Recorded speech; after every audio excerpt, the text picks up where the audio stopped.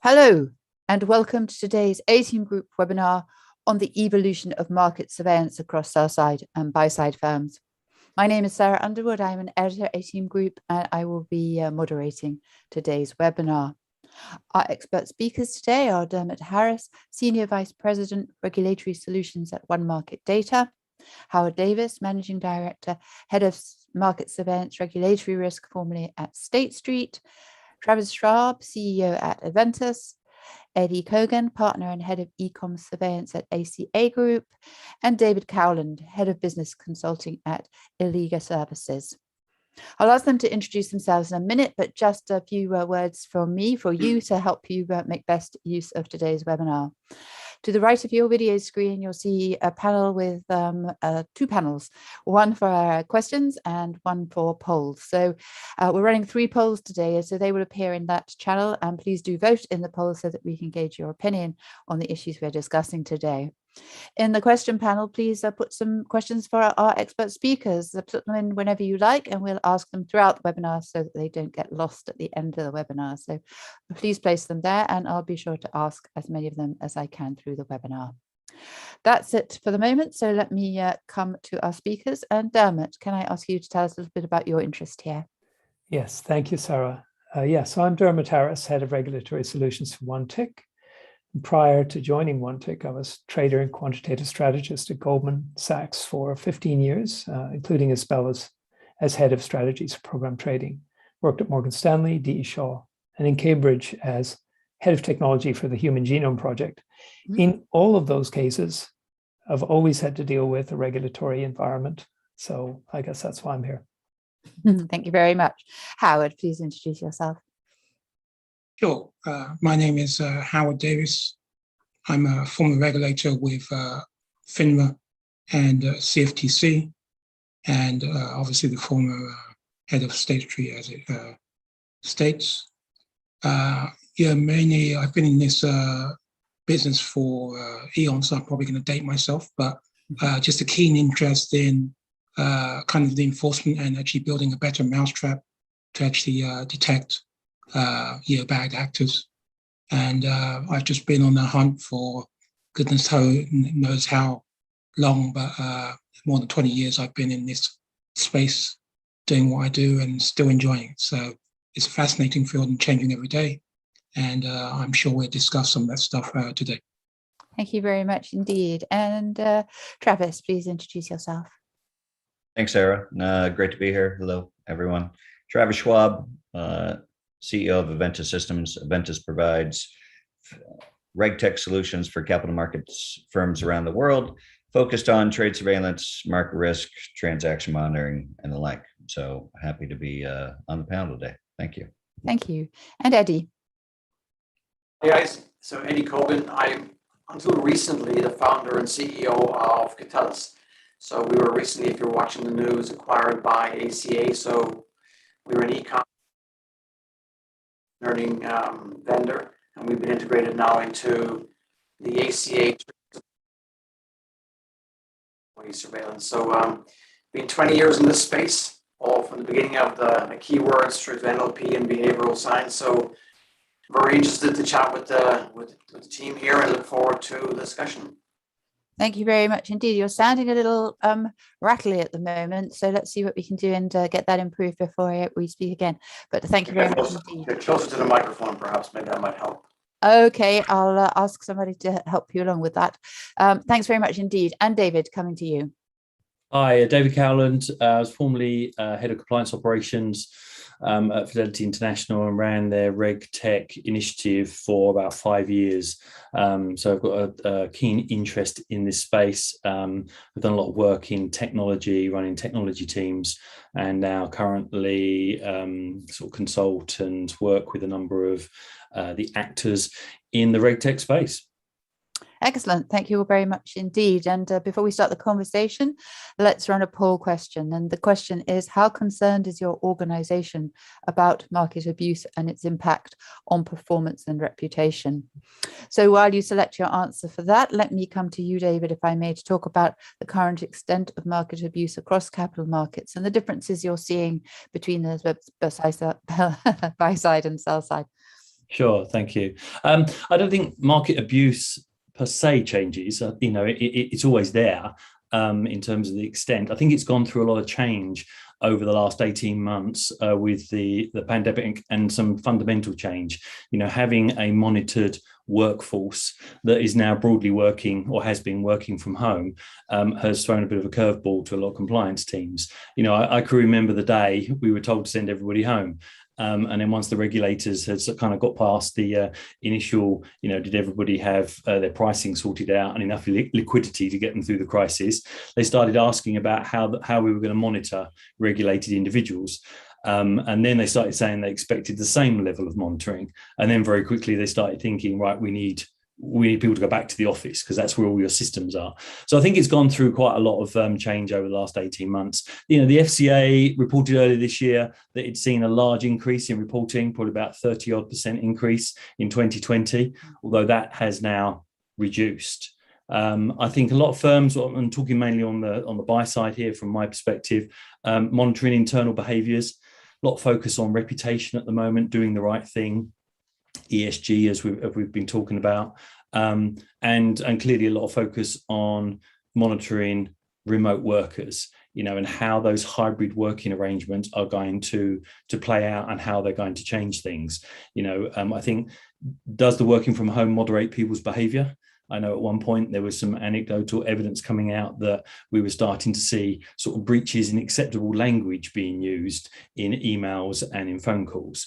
So most buy-side firms have already been working, to some extent on improving their surveillance systems. That's been ongoing for quite some time, especially given the fact that we're moving away from what has already been highly monitored, which is chat, phone, and email channels. And there's been more of a focus now on things like video conference and other channels like WhatsApp and WeChat. So you're starting to see a change in the way that we've got to monitor people nowadays in terms of what's going on in the video, what's going on behind. Are there unauthorized actors because of the home environment? Are people on mobile phones at home when they shouldn't be? You're not allowed your mobile phone on the trading floor, on the trading rooms. So I think there's kind of a lot of change that's going on. And then of course on the buy side, budgets drive the buy side a lot. And I think sometimes is that question, does it drive silo mentality? Solve the immediate problem that's coming up that someone wants solving. And then 5 years later, you still got a fragmented approach. So I think the buy side is still struggling with it a lot in terms of how it lands sort of adequate market abuse surveillance or improved holistic surveillance, whilst there are a lot of other things coming over the horizon. Thank you. Travis, what would you add to that?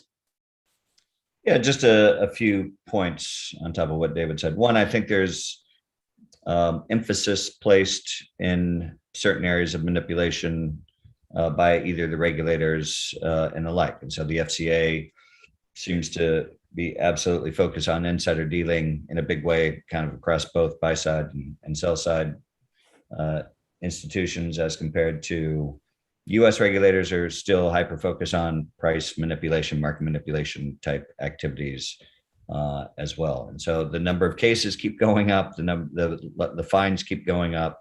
There is manipulation across all asset classes.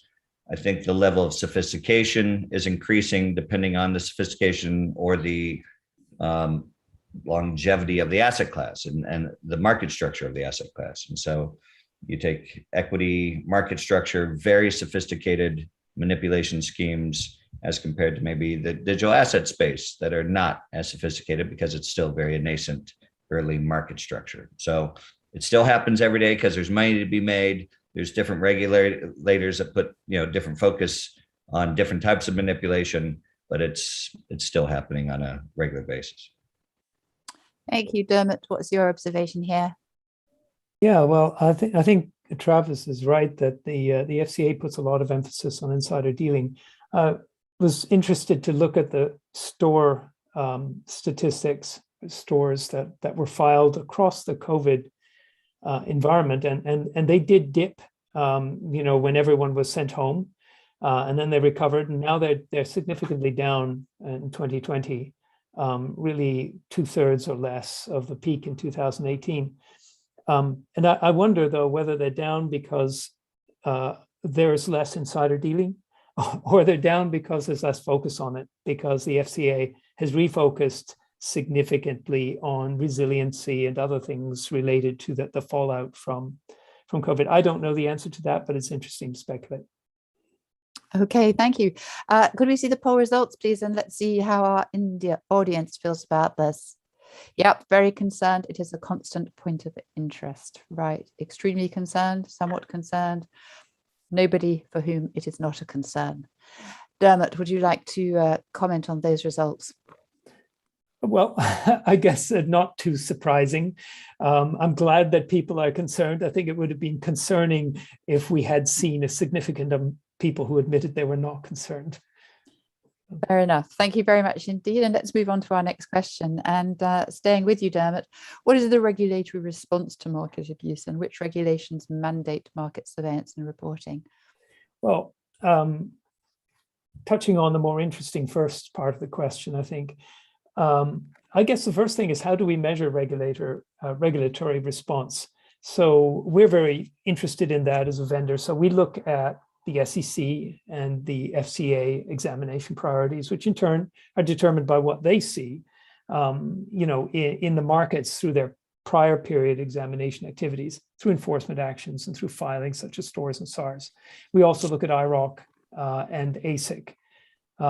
SEC priorities are kind of easy to read, but rather dull, just in the language they use. The FCA's priorities document, especially since Brexit, is a bit like a travel brochure, complete with marketing speak and pictures of happy kids, but it covers much the same ground.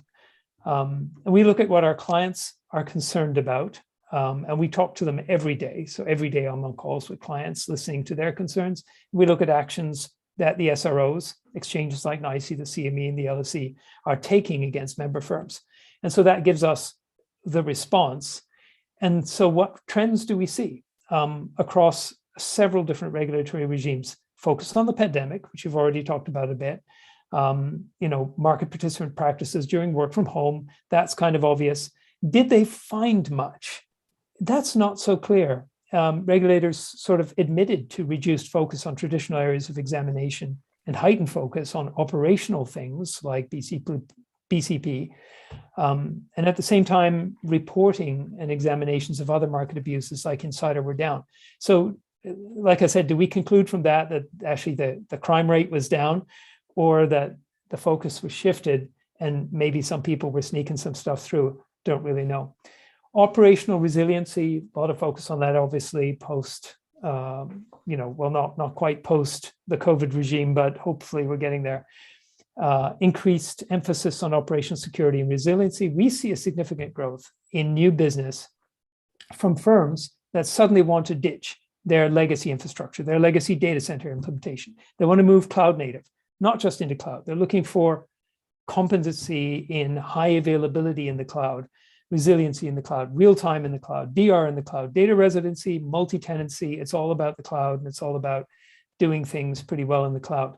So from our perspective, a lot of the work that we did previously to satisfy, regulation SCI requirements for major cloud-hosted exchanges is now turning out to be very useful, even for our smaller customers, because they're asking all the same questions. Same about cybersecurity. Routinely getting from a 20-person crypto firm the same questions we used to get from major market centers. Crypto, a lot more attention and enforcement actions, even by regulators, as sometimes when it isn't even clear that the regulator has jurisdiction. For us, it's led to a slate of new signups by crypto traders of various kinds, exchanges, order routers. Our most recent sign up just a few days ago was a new crypto token market in Asia.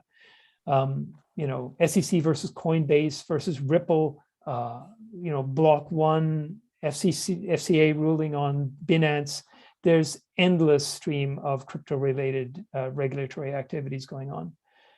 Cross-product, that's another big trend. Cross-product, cross-market, exchanges looking for layering across multiple order books, things like ramping across correlated assets, or insider trading implemented in multiple correlated commodity futures. It's all about cross-product. US regulation best interest, speaking of new regulations, that's one that's getting quite a bit of play. Focus on meme stocks, after some of the big jumps in the market. So how do you detect this kind of thing? A resurgence of pump and dump. To me, that used to be unlisted securities in the US. That was all the interest in pump and dump. But now sort of everyone's interested in it for major names, and medium-sized names, not just the tiny names anymore. And of course, constant and even increasing focus on insider trading, partly driven by the FCA, but a lot more driven now by other regulators. Okay. Travis, where do you see the regulatory push at the moment? Yeah, I think Dermot did a great job, giving a nice overview there. I'll just maybe add a few other areas, or at least emphasis.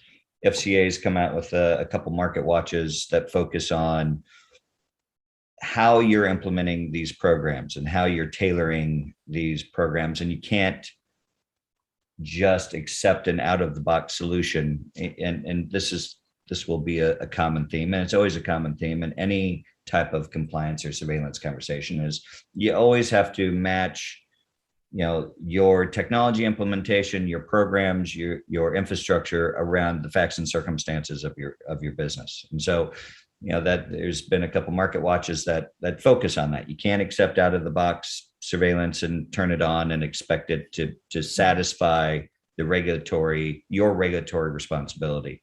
And I think that will be a common theme, especially as firms are trying to employ some of the newer technologies like AI, machine learning. You can't just say, well, the machine said it's an issue, so we'll accept it as an issue. And you really have to understand, you have to explainable AI. There's lots of ways to make sure you're using the tech that's tailored to your business across any of these regulatory pushes that Dermot laid out. So I think it's more of the same, but there's going to be some emphasis as more firms are using technology solutions out there going forward. Totally agree with you on the FCA Market Watch. That's actually driven a lot of customer interest in, before it used to be okay to have, a rule with 15 parameters and the customer didn't care. Now suddenly they're saying, oh my God, I can't wrap my head around that. I just want the thing to work, because I can't tune it. And the FCA tells me I have to. That's right. That's right. Okay, let's look at some of the common types of abuse now and how they've been changing and their triggers. We've touched on this already. So would you just like to sum up here and so tell us briefly what the key things people should be looking for are? Yeah, well, types of abuse. Well, the FCA and the SEC are, quite transparent with their statistics. So, and they're much, they look at all of the whole market. We just look at our customer base, but actually the correlation is relatively similar. You see a lot of actions from the FCA when it comes to insider trading. You also see, of course, a huge dominance in the store reports on insider trading. We see very few insider trading alerts triggered, but we see, when they do trigger, our customers jump all over them. So that's sort of correlated in terms of the response. When it comes to the other manipulations, look, the dominant ones are the simple ones. Wash trades. We get, across our customer base, thousands and thousands of wash trade alerts, but nobody's super concerned about them. You expect a certain frequency. Whereas layering and spoofing, you get a lot more concern and a much lower frequency. I think interest in layering hasn't gone away. Interest in insider trading is very strong. So it's not so much about the frequency, it's about the perceived importance, which has a lot to do with regulatory bias. If you look at the stats, you can see that the actions are around insider trading, around significant market manipulations like layering and spoofing. If you look at the store reports, if you look at the other reports from other regulators, much more about insider trading and informational type of activities, less about the market manipulations. So it's a little bit imbalanced there. Okay. I don't think anything has hugely changed though across COVID. Okay. David, what would you say there in terms of what is actually being done? I think Dermot covered, most of the key ones there. For the buy side, it's definitely insider trading. I think, whether it's on your investment management side or on your retail brokerage side, and they can be a little bit different in terms of, the sophistication of the bad actors. Also, front running, I think is a big one that buy sides have to watch out for. And then there's the stuff that's kind of more reputational, inadvertent. If you're a company that's setting up like new funds and you're setting up your pilot funds, then you've got to try and make sure that obviously you're not overly beneficial to your pilot fund over other funds. What could that do to you reputationally? So you've got to start looking at all this stuff. But as Dermot says, I think most of this stuff in most companies has been flagged up, spoofing, wash trades, whatever. They've all well understood. It's how you're going about them now. And I think the other part was around, the actors. I don't think anybody joins a company to think, oh, I'm going to try to do some insider trading. I think the key here is around what is the trigger for bad actors. In most companies are hiring very good people, and those people stay very good people until something happens. And this is a conversation for another webinar, but you're starting to look at, what are the triggers? Bribery, corruption, debts. It's the wider look of market abuse across, financial crime as a whole, and how organizations start tying together AML, anti-bribery and corruption with things like market abuse. But it's a typical arms race, right? You shut down one avenue, you get it monitored. The population knows that every word, every text, every phone call is being monitored well. But the bad actors then look to exploit, obviously, as the landscape evolves, especially with something like pandemic. As the products change, as new markets open up, there's always those who will look to exploit it. And I think we've talked about it before. The new channels becoming, video conference, not necessarily the speech modes, but how you can sort of like get across a message on video, without actually using words. And the new medium channels that seem to be very popular at the moment, like the WhatsApps and the WeChats, and about how companies incorporate those as front office traders. Increasingly, the new generation of investors want to use the more modern techniques, and they don't want to do email anymore. Hey, Sarah, if I have just a minute, I just want to jump into something that David said resonated, which is you mentioned the wider view. And actually that reminds me, more and more, especially since the COVID regime started, I find I'm in calls where I have representatives from the bank or whatever, first line of defense, second line of defense, buy side and sell side. Banks usually have both. And we have all these representatives, they're asking questions that range from, can your case management system show visualization of order books? Can you add real-time conflict of interest network analysis to that? And what about real-time algo monitoring and trading controls audit, and crypto versus fiat ramping, and best X, and personal account dealing, trade entry, and don't forget machine learning based trader profiling, all in the cloud, please, real-time, hot redundancy, multi-tenancy, and residency. And it's all on one phone call. And I don't remember having nearly as many phone calls like that, 2 years ago. Yeah, for sure. It certainly is ramping up. Anyway, and let's move on. Bringing you in here, Howard. What are the business and operational challenges of market abuse for financial institutions? Good question. I think most of the actual audience will probably know that operational challenges really kind of are costs, build versus buy, which are the old standard. Are you going to do something on-prem, or are you going to host something in the cloud, a SaaS? Then you've got questions around, are you actually, your model, is it going to be a regional versus a centralized model of surveillance? How are you actually running your teams? You think about regional versus centralized. Obviously, because of SaaS and the nature of offshoring, some of the actual risks that you actually may be facing may be geopolitical risk, that you may actually have a team in a country which suddenly the political situation changes, or maybe our own political scene changes and we're not actually doing business with that country. So, these are the type of faults that could actually happen, and they may be triggers for you to actually have some kind of redundancy built into your actual model.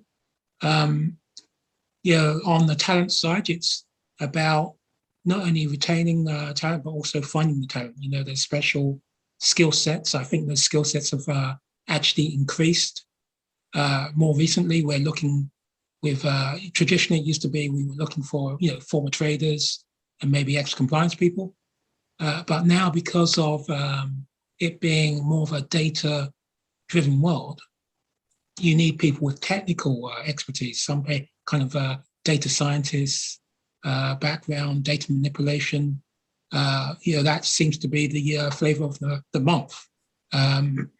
Other concerns for operations are your cross-border data transfer, right? Where does that data actually sit?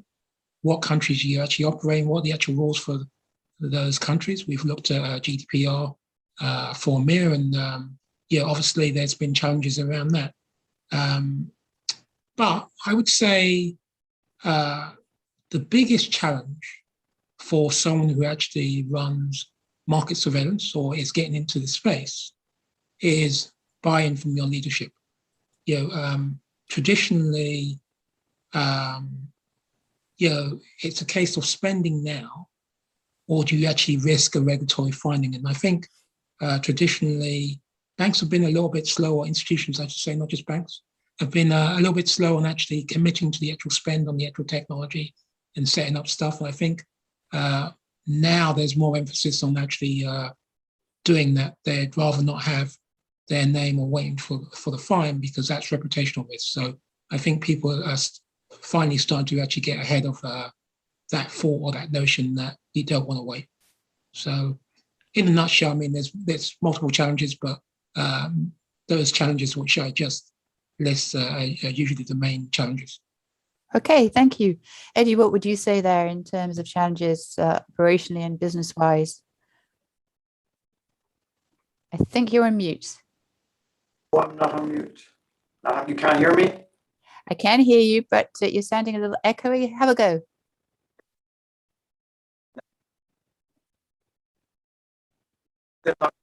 Yeah? Can you hear me? Sarah, Can hear you. Yeah, I can hear you. You're a little bit rattly, but start talking and we'll see if we can hear you properly. Thanks, Eddie.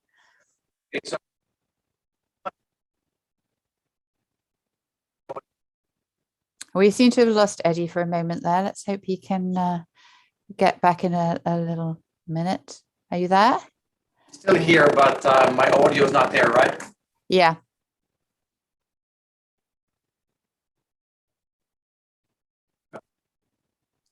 A different entry model. Any better? No, I'm not hearing you. Okay. Maybe I can continue on my line of thought if we have time. Yeah, sure. So one of the things which I failed to mention was the actual regulations, right? So how do you actually run a team which actually has to deal with different regulations globally? That's if you're actually running a global surveillance program. The regulations in North America may not be the same as APAC in terms of maybe there are hard and fast rules, but maybe in APAC they're principles. So looking at the commonalities amongst what you're actually doing, obviously we heard Travis and Dermot actually mention that the general surveillance risks themselves are kind of pretty much set, and everybody kind of knows the actual risk, and you can actually go look at the FMSB document which looks at the good practices for running a surveillance. It's all listed. The way or the methodology that people are actually using to actually get around those things have actually kind of changed, more sophisticated. But I would actually say that there's multiple concerns. It's really just making sure that leadership is actually aware of it, and that you don't wait to actually spend the money, because when you find you end up spending 3 or 4 times as much, there's a lot less damage. So yeah, that's the other thing I want to mention. Okay. Yeah, and Sarah, maybe I'll just add from a vendor perspective, business challenge, it is, depending on the size of the institution, extraordinarily difficult for large institutions to onboard a new vendor. And I think probably want to mute someone there. So there is really a lot of friction introduced in that process. And a lot of it is because of regulatory requirements and the like, but there are many, many times large institutions would like to potentially work with newer technologies or work with new vendors. And because of the onboarding process is so onerous, and it could be multi-year onboarding process, there's a lot of friction in that process. And Howard, your experience at various large institutions, I'm assuming you can echo that, but that's one thing that we see all the time. Yeah, most definitely. The internal processes for institutions in terms of purchasing and third-party vendor management, checking out the actual financial situation for the actual vendors, layering contractual reviews, highly complicated, a lot of red tape. So I totally agree with you. Very complicated process, and it can take a year to actually get through the actual process of just letting it go through churchasing and contract reviews. So, yep, I totally agree with you. Very excellent. Thank you. Let's move on and take a break for another poll question. This one goes back to the pandemic, and it asks, to what extent has your organization had to change its approach to market surveillance and solutions as a result of the pandemic and working from home? So while you select your answer, how is Eddie doing? Are you back, Eddie? No, perhaps not. So let me come, if I may, to you, Howard, again, and to tell us a little bit about how things have changed. We've touched on this earlier. So if you kind of round it up for us. Yeah, I mean, I think Dermot, Travis, and David actually summed it up quite nicely before. And, I think the pandemic in itself has placed more of an emphasis on analytics, especially in the e-communication space. The e-communication space was kind of called upon because of the, people being remote, and that being a way to actually normally monitor people. But that led to a question about the actual efficiency of your program and how effective your program was for detecting false positives, because in 2020, around March, when the pandemic actually hit, the volume or the spike in the actual volume of communications was huge. That left a lot of institutions scrambling to actually handle or clear their queues of alerts. And, that once again actually went back to, how effective and efficient is your technology and how you're actually doing stuff. So there was more of an emphasis on the actual technology. So that's definitely accelerated it. I think, one of the things which we actually instituted, and it was clear from before that, monitoring people at home is actually quite difficult. The regulators had questions about how you were actually going to do it, how you actually can supervise your staff for working from home. And frankly, there wasn't much more that you could actually do given the actual situation and how quickly things actually escalated. So using the actual e-communication surveillance, maybe doing a little bit of trade reconstruction, and looking at conflicts of interest were all things which we actually looked at, increased our sampling rates, which obviously created more volume and meant that we actually had to probably hire more people to actually look at those alerts. But ultimately, if you sum up what this actually meant, it meant that, hey,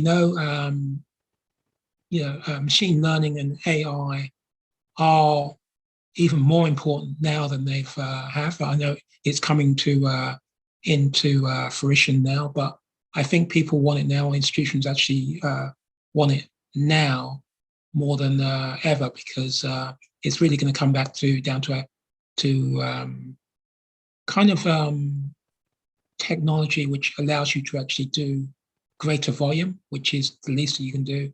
The actual background check to see who the person's roommates or who their partners, to make sure they're not working same institutions or different institutions, I think is basic stuff that you can do. But we're also seeing new technology coming out, which I call shadow, because you can actually see keystrokes when people are at their keyboard, which doesn't totally mitigate the actual risk, because obviously people have to go eat lunch and they have to use the restroom, so to speak. But there's a lot of new technology which is being employed to actually help, in the way of detective controls, by looking at core averages, looking at relationship trees and to see who they're actually talking with.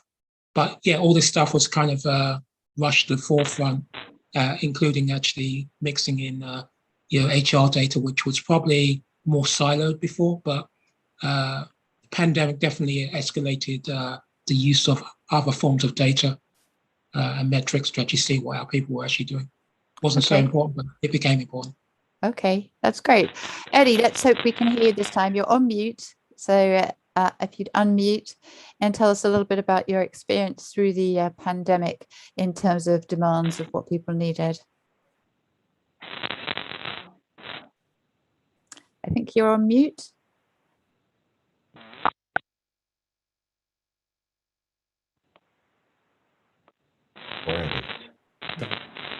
Trying to come in via his phone, but it's not working. Am I coming in? Yeah. How about now? Now, good.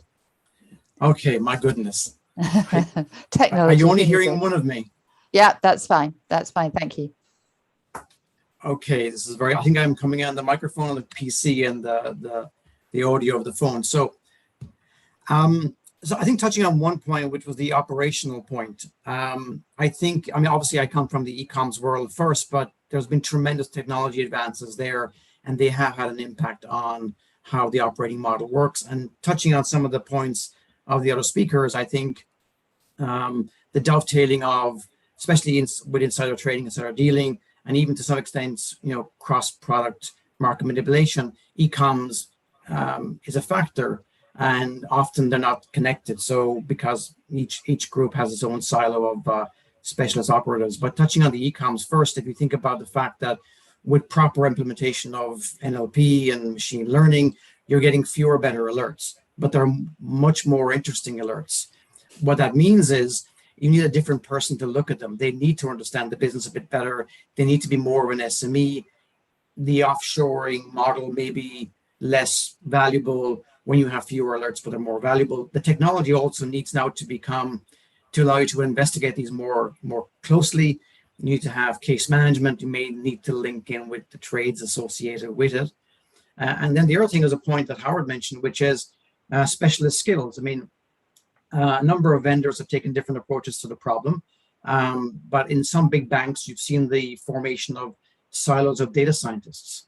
And they tend to be a silo, not experienced necessarily in the problems of the market manipulation, but they're specialized in their piece. Now you have two silos from different worlds trying to communicate to get things done.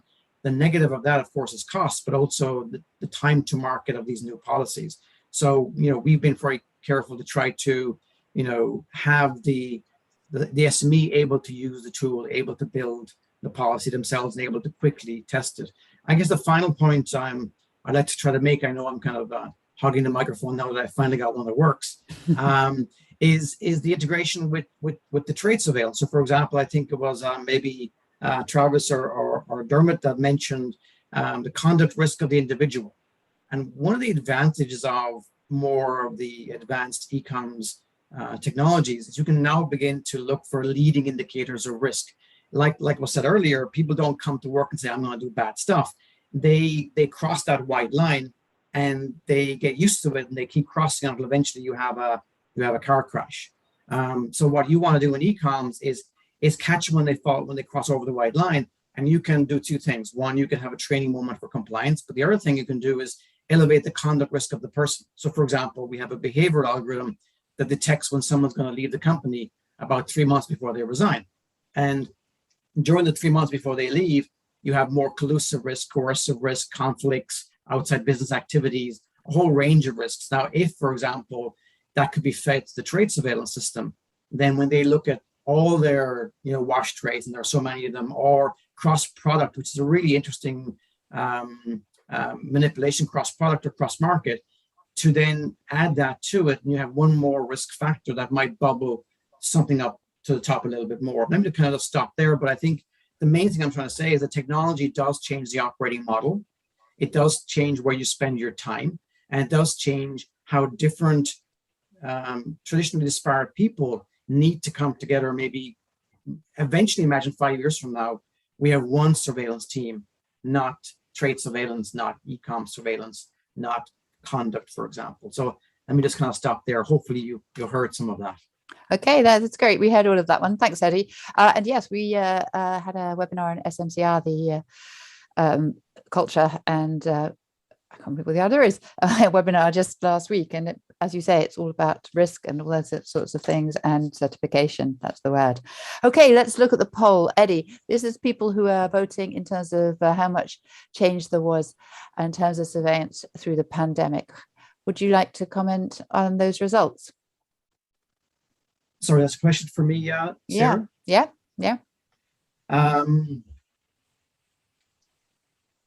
Yeah, I think, people, things have changed to a reasonable extent because of the pandemic. I think, as one of the points mentioned earlier, you suddenly have everyone's on Teams, everyone's on Zoom, everyone's in an environment they're not familiar with, whereby the natural cultural barriers to bad behavior went away, and they pick up the phone, they begin to text more. So we're getting a huge number of inquiries from even smaller firms where budget is a problem, where technology advancement is a problem, where they're looking at collecting and monitoring WhatsApp, WeChat, SMS texting.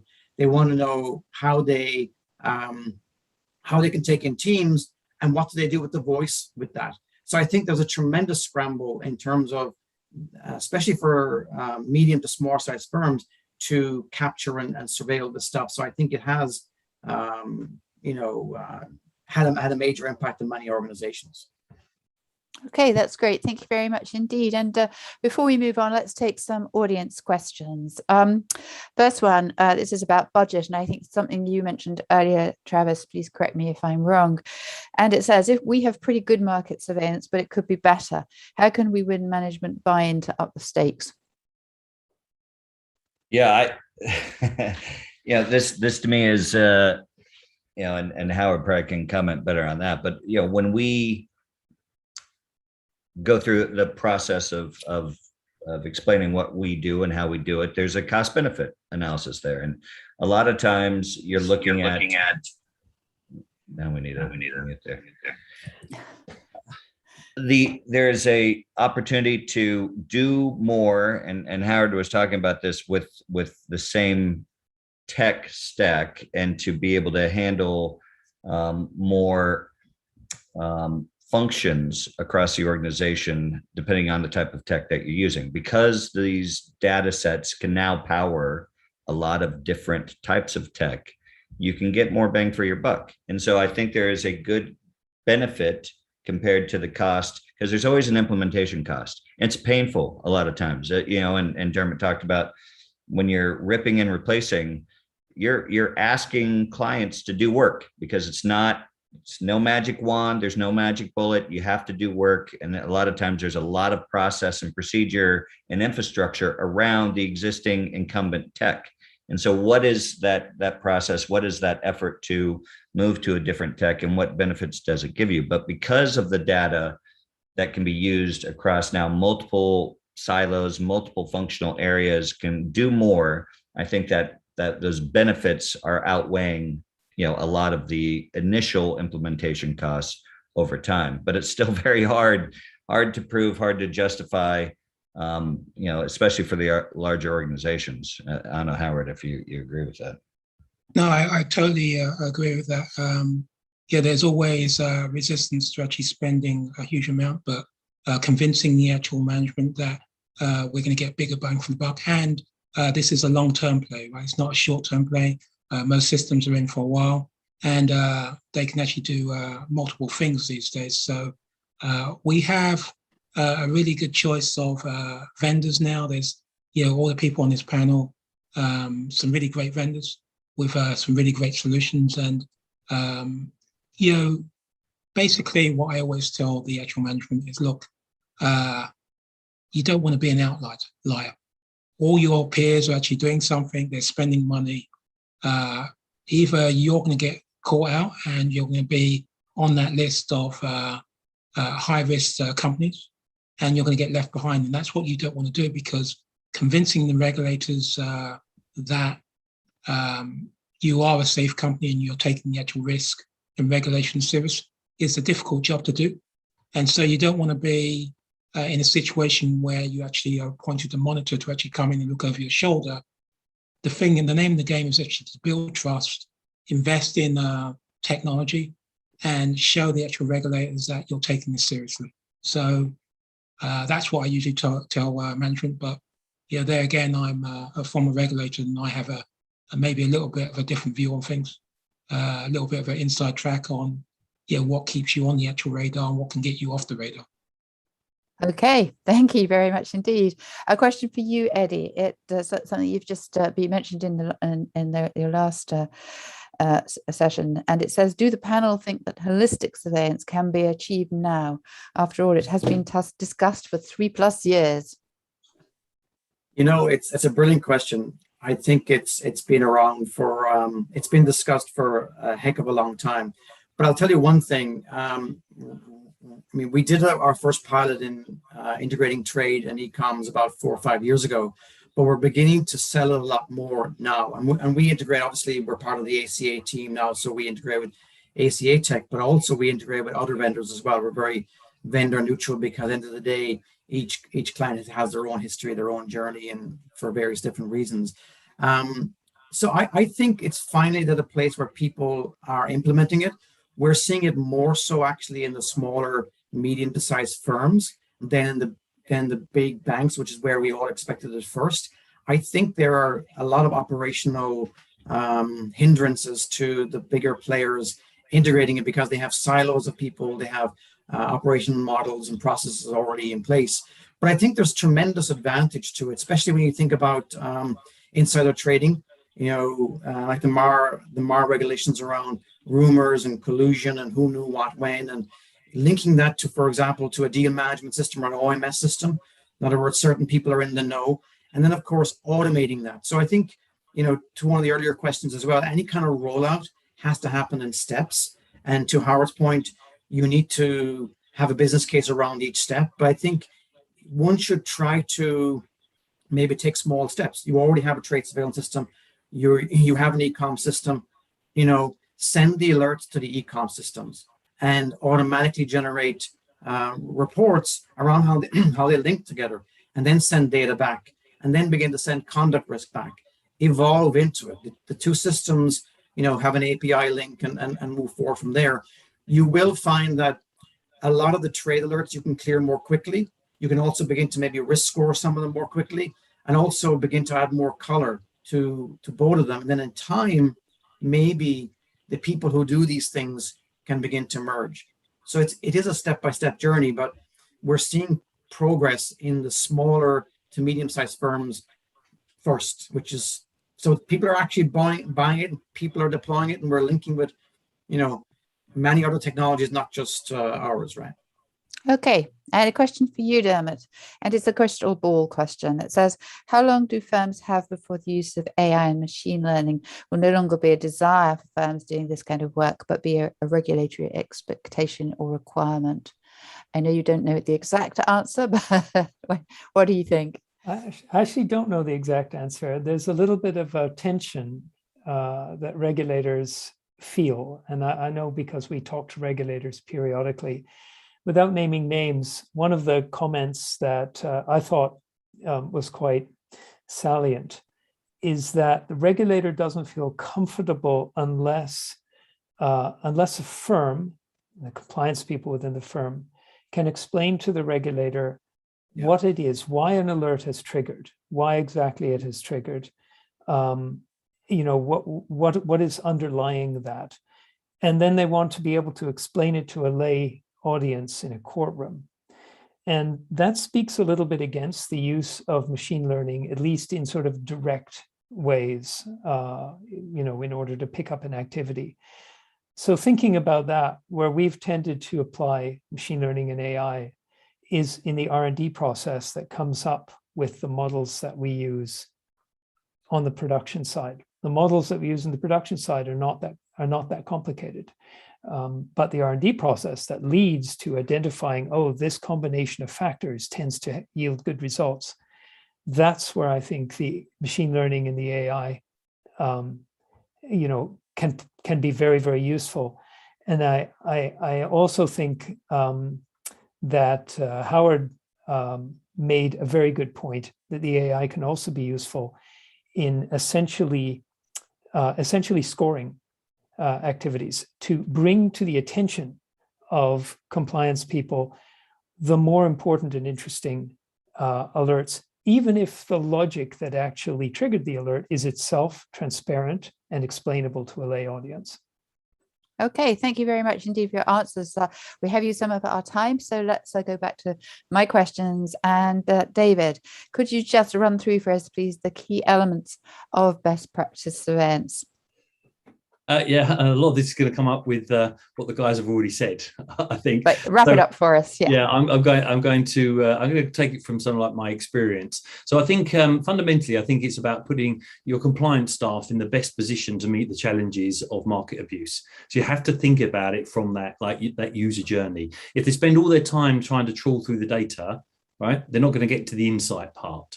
And, we're still, and it's been mentioned a number of times, we're still using a lot of practices and tools that were defined 20 years ago to tackle what is, becoming increasingly tomorrow's problems.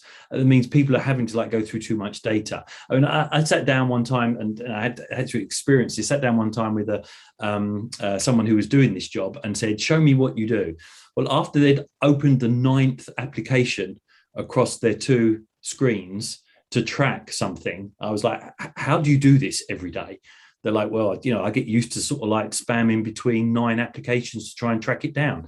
It's becoming too hard. And then the other example was someone listened to 50 hours of telephone calls. 50 hours. We sat a compliance officer there to listen to it. It just can't be done. And so therefore you start getting to this stage where right, so from my perspective, it becomes understand the world that you have to monitor. There's lots of different mediums out there. You can't ignore half of them because it's too tough, right? You've got to bring them all in. You've got to have a strategy, but you've got to start with the most important ones. Work out how those mediums can be monitored by machines. It can't be done by humans anymore, right? It needs to start getting the machines to start trawling through it. And Dermot mentioned it, right? Got to start getting that percentage, right? These items are 80, 90, 100% of the ones you need to look at. Then we need to work out how to join all the dots. Right? Something that pops up in email might not be relevant, but when you put it together with the phone call, when you put it together with Bloomberg chat, actually it becomes something. So how do we join those dots to become the whole picture? Then you need to be able to bring it all together for the user so they can see it without having to sort of try and, without needing 15 screens to be able to see what's going on. And I think finally, just quickly, find a RegTech solution that facilitates this because they are out there. And compliance teams have got to get used to the fact that this can be done. It's not the solution that's the problem. It's the mindset and the change within compliance team that's needed to get on that footing to be able to do this stuff for the future. Excellent. Thank you very much indeed. We've talked quite a lot about technology, but would each of our vendors like just very quickly to talk? We've talked about ML and AI and so just talk very briefly about the sorts of technologies people should be looking for here to fulfill the job that David just mentioned. Dermot, would you like to go first on this one?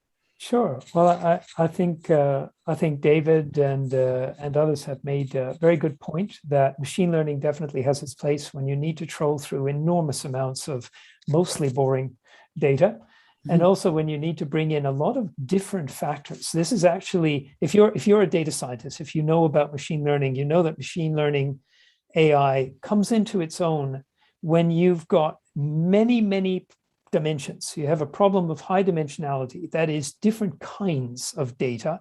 There might not be much of each kind, it might be only a data point per day, but you have huge numbers of different kinds of data. And you want to try to find an interesting pattern in all of those different dimensions. Machine learning is very, very good at that. People often aren't.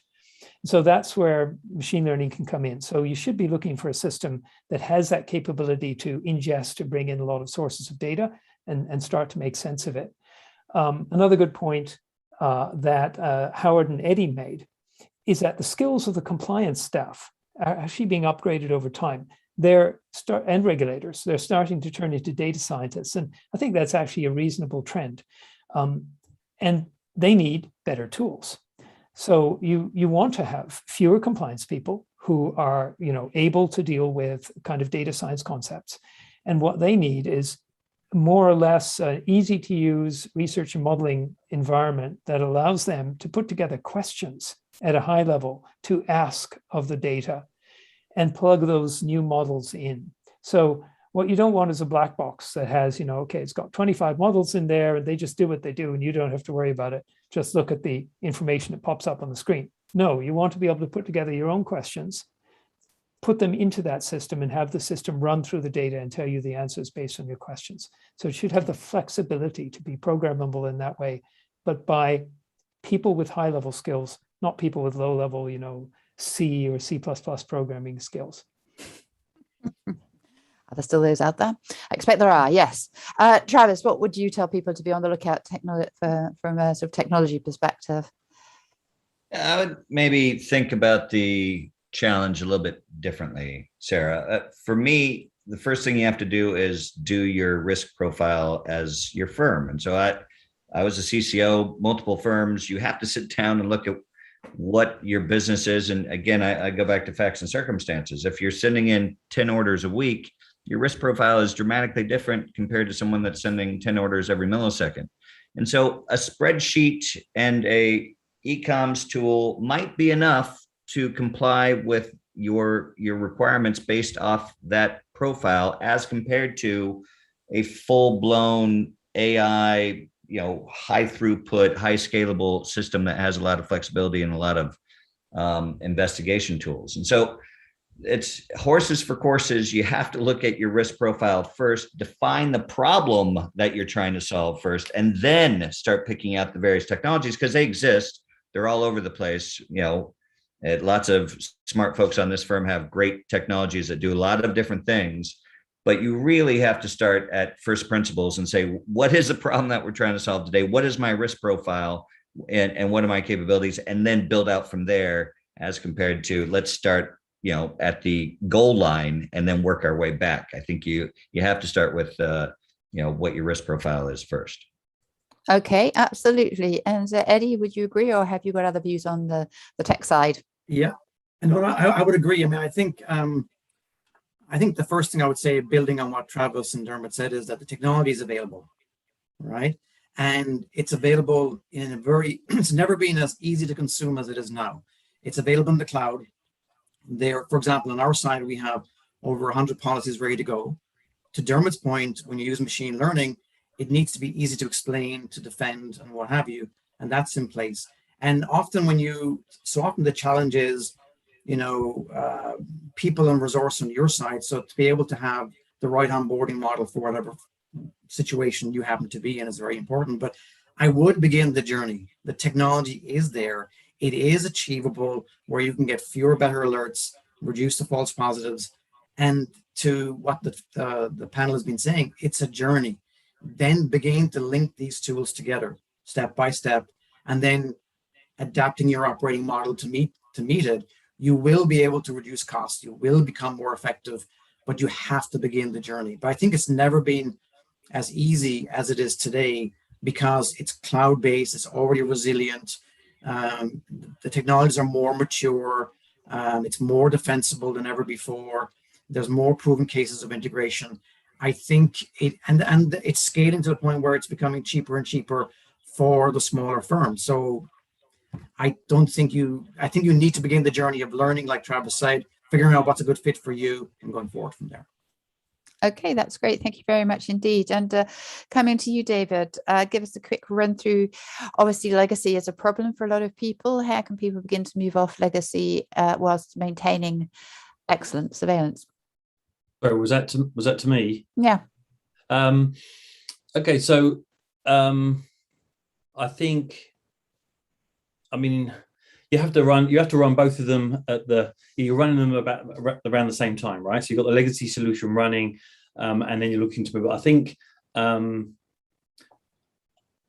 my view is really, again, going back to what Travis said a little bit, is understanding the problem, right, you're trying to solve, putting the strategy together, putting the budget together and the business case together, and then setting your team up to put that new piece in place, right? It needs the resources. You can't run both at the same time in a lot of cases, right, with the same people. You suddenly find that your compliance staff can't move between the two. So you have to like break it. One's business as usual, one's change. So if you're going to change, you've got to get set up for change. You've got to make sure that you're committed to change and you have your resources and you have the senior stakeholder in. And then slowly but surely, it's an agile approach of, right, what are you taking from the legacy? What are you putting into the new solution? How are you moving over? Big bangs never work, right? Especially from legacy to new tech. So how are you going to move that across so that you can slowly ramp down your legacy, ramp up your new system, and make sure that you're sort of like set for the future? Okay, thank you very much indeed. And we are so tight on time, which is a great shame because obviously this is a very interesting topic, but I'm sure we'll come back to it. So let me come to some of our speakers and just ask them to give you one piece of advice that you should really listen hard to and begin to think about as you go forward. Dermot, would you like to start there? One piece of advice, bring all the data into one place. Eddie's point about insider trading, it's good for identifying increasingly abusive activities and good to have all the data in one place. You can actually build revenue generating functions on it, like design your next execution algo. Excellent. And from you, Travis? Yeah, to echo Dermot's point, and then I would just say, make sure you're using the appropriate tech for the problem at hand. Certain issues do not lend themselves to newer tech. Rules-based works because you want very discrete results in certain circumstances. So make sure you're using the right tech for the right problem at hand as compared to some catch-all. Okay. And a final word from you, David. I think make sure that the solution you have chosen, once you understood your problem, is aligned to your overall strategy. And by that, I mean, look up occasionally and see where you are going and how it all fits together. You don't really want to end up with 15 applications across your end-to-end process, because you're going to end up with the same problem that you're facing today with spreadsheets or however you're doing it manually. So you've got to look at that strategy and keep it in mind as you're trying to solve your current problem. Thank you. Thank you all very much. And thank you to our speakers for sharing their expertise and experience. I think we'll be back on this topic with more to talk about. Thank you too to Aventus, OneTick and ACA Group for sponsoring today's webinar. Before we close up, I just want to tell you about some things we're doing at A-Team Group. Very exciting. Last week, we launched a new content service called ESG Insight, obviously dedicated to environmental, social, and governance issues. You can read about it and sign up on our website at A-Team Insight. No, that's wrong. Yes, it's right. ateaminsight.com/ESG Insight. But if you go on the website, you'll find it and you can see it on your screen now. If you scroll down your screen, you'll see some other items you may be interested in. You can download our latest regulatory data handbook. You can sign up for our forthcoming webinar on the EU's ESG disclosure regulations. And you can also download one of our most recent handbooks, the Trading Regs Handbook. So that said, that's it for today. Thank you again to Travis, Dermot, David, Howard, and Eddie. And thank you to all of you who've taken part in the webinar. Please complete our feedback form, as we're always keen to hear your views and improve our products. Meantime, thanks again and goodbye.